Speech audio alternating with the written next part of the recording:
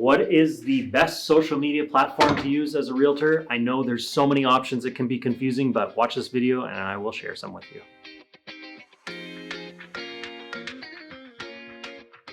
Thank you so much for being here. For more tips on how to better your real estate business through the power of technology, then please hit that subscribe button below and hit the bell to be notified of when I post a new video every single Wednesday. I myself have tested pretty much, I feel like, every social media platform out there. I'm always testing different ones, researching. If you're wanting to know which one's going to be the best for you and your real estate business, then please stay tuned and I'll share with you based on what your goals are.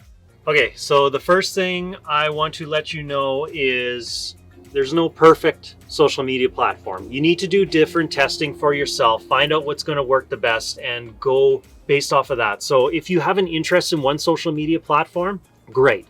Hit it up, do just that social media platform and just double down on it. Get to be the master at it, really get to know it. If you try to do every single platform I'm talking about in this video, you're gonna get burnt out. It's just all gonna fall apart and yeah, it's not gonna work because you're gonna be doing a half job of all of them.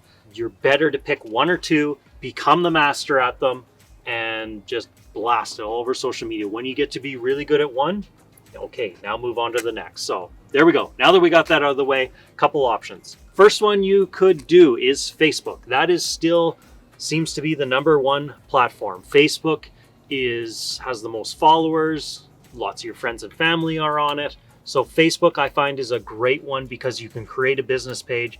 You can have people following your business page. Who doesn't have Facebook? A lot of people we know have Facebook.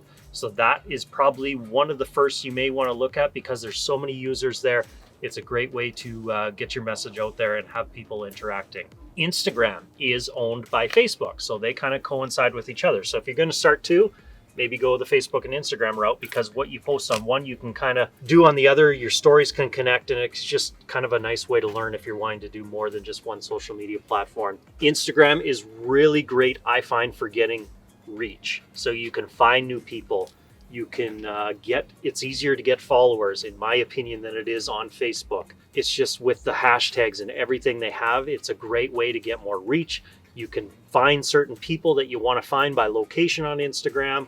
So Instagram is just a really good one, in my opinion, to try to grow a quicker following and have genuine conversations with everybody. Another one that's kind of was popular years ago and it kind of fell off a little bit, but it seems to pick up a bit of momentum again, is Snapchat. Snapchat, I think, is a really good one for people that basically, how do I put this, don't want to put a lot more work into something. So with Snapchat, you can basically pick up your phone, do a quick story, post it, and that's it. You don't have to worry about hashtags or any writing on your post or how to do a certain video. It's just literally, it is raw. So all you do is take it with your phone, you post it, that is it. So in my opinion, it is one of the easiest social media ones to use, but again, it doesn't have the followers that Facebook or Instagram have. You kind of got to figure out your goal here, what you're wanting to do. Are you wanting to, sometimes on Snapchat, it can be a younger crowd. Are you wanting to appeal to that? Are you wanting to go to Facebook, where it seems like everybody has Facebook now, or Instagram, which is kind of in the middle? Maybe your grandparents don't have Instagram, but they have Facebook. So you kind of get where I'm going at here. You got to figure out where your audience is, what you're most comfortable with, and go from there. Are there any social media platforms that you have questions about? If so, comment below and let me know. Continuing on, a couple more platforms that we can speak about. One is Twitter. A lot of you know about Twitter. I'm not going to lie, I'm not on Twitter. I used to be on Twitter years ago, and it just was my thing. I don't know why. I can't really say why, but I'm not on Twitter anymore. So I find with Twitter, it's a lot of, in my opinion, it was a lot of politics and a lot of sports, which I love sports, was on there. So it's like if you want quick information right now, Twitter was great because you might have somebody that's a part of the media and something, a news story or something just happened. They could quickly tweet about it and they'll write, they've got so many characters that well, that was back in the day. You had so many characters you could put on a Twitter post. And it was just all text. Now they've got some photos. You can share video on it. So it's just kind of a quick little thing, in my opinion. So yeah, that's Twitter. If that speaks to you, go on Twitter. LinkedIn, I'm just starting my LinkedIn journey, just testing the waters on it. I find LinkedIn is a lot of business to business. So it's a lot of, you'll find lawyers and accountants and realtors and any, mortgage people. So again, this can work. Obviously, you're probably going to have a bigger audience on Facebook and Instagram because more people are on that platform, whereas the person that's working a regular 9 to 5 job that maybe isn't looking for a job right now might not be on LinkedIn, because LinkedIn is a lot of that where people do hiring on LinkedIn. So it's a much more of a business platform. So if that doesn't speak to you, that's fine. If it does, again, it can be a great thing depending on what you're trying to achieve for your business. YouTube. I love me some YouTube. As you know, I'm doing YouTube videos right now. YouTube is so powerful. And as a realtor, I would highly recommend you look into it if you have the time. YouTube takes a lot of time investment. You need to do research on what type of videos you're going to do. There's different little tasks that you can do to try to figure out which videos are going to get shown more based on how many people have searched for something. There's tools you can use like TubeBuddy and Keywords Everywhere, and those programs can tell you, how many searches there have been for certain videos, how much competition there is. So you do have to do some research. But the cool thing with YouTube is this is what you got to remember. Google is the largest search engine in the world, and it owns the second largest in the world, which is YouTube. So if somebody's searching for something on Google, it could pop up on Google as a YouTube video. Because they own each other, it's going to show those results. So think top 10 reasons why you want to move to our city, top schools in our city, the top neighborhoods in our city. You'll get a lot of relocation customers off of your YouTube channel, I guarantee, because when somebody's moving to a city, what's the first thing they do? They research the crap out of that city and they want to know what it's all about. So if they have kids, say you live in New York, they're going to be searching top schools in New York. Or if they're narrowing down in a specific neighborhood, they're going to be searching that neighborhood for the top schools there. So guess what? If your video is popping up in that search, they're going to watch it and they're going to be like, oh, wow, he did a restaurant review here. He did a park profile here. She did a walking tour of the street here.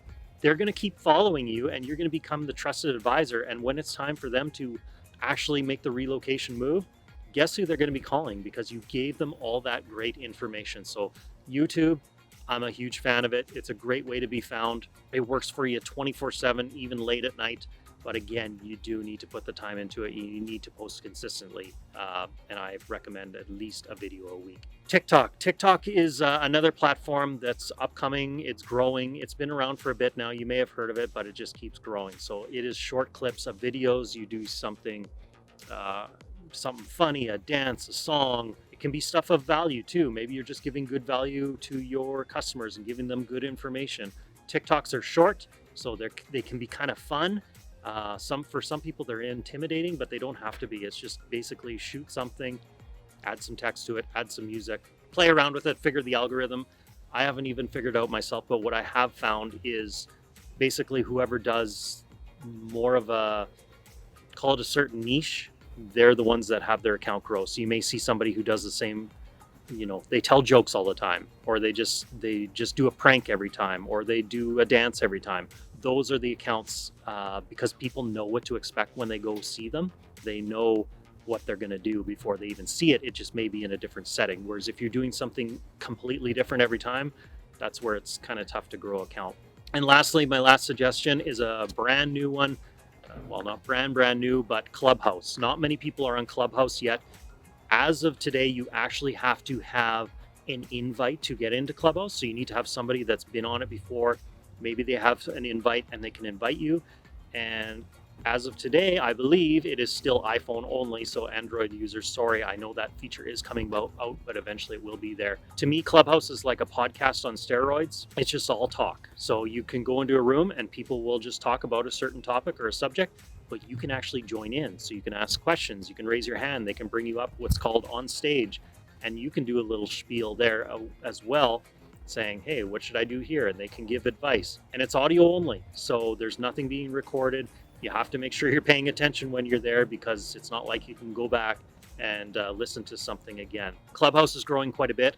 I feel it has huge, tremendous potential, because I think of like you could do first-time homebuyer sessions, anything like that, where you could just put it out in your community and say, hey, I'm doing this seminar. Everybody join me that wants to join in. And a lot of people like to, because there's no video. So a lot of people are uncomfortable with video. They don't have to have video on. They can just sit in there, listen. They can ask questions if they want. And again, it's just another great way to grow your brand. And because it is new, it's a lot easier to grow versus some of these other platforms where I always think, man, I wish I joined Facebook back in the early 2000s. Think of how big a following I'd have today. Well, any of these other new ones coming out, it's no different. So again, if you have any questions, find the platform that speaks most to you, double down on it, and just have fun with it. So there you have it. Now you know a bunch of different options for social media platforms, but now you're maybe wanting some content that you could post on those platforms. If so, I got you covered. You're going to want to click on the link in my description below. In there, I have my free guide of a bunch of different video ideas that have 10 times my social media leads. And when you're done here, don't forget to watch my prior videos that I've done on social media. And please, if this was beneficial, you know what to do. Give me a like, subscribe, hit that bell to be notified, and share with your fellow realtor friends.